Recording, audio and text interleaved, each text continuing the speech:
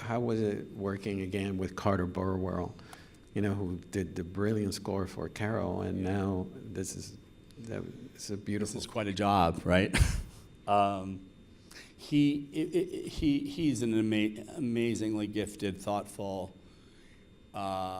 inventive composer, and whose body of work is extraordinary and vast and varied, from independent film to Hollywood film, all the Coen Brothers movies, and a handful of my films now. Carter and I started talking about the music well before we were shooting the film, which is not typical of movies. We knew music would be almost like an upfront character in how this film would need to function. And we both knew right away that it would not just be delegated to the black and white silent film portion of the story.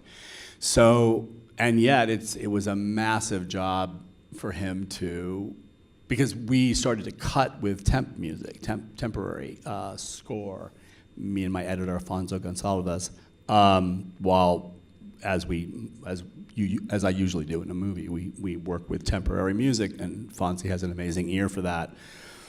In this case, we literally had to pick music before we could cut 2 shots together. In the black and white story, you couldn't put 2 images together without dialogue, without music there, even just as an idea of how it might work. And so we were scoring the film before we were even cutting the film. The whole structure of the picture cut was built on the foundation of this potential music that might be there.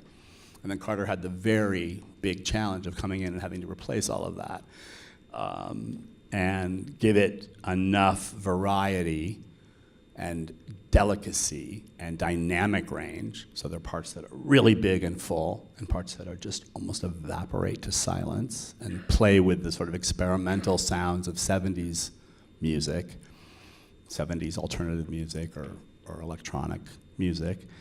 So it gave him a huge palette, obviously, to play with, but that was a production unto itself.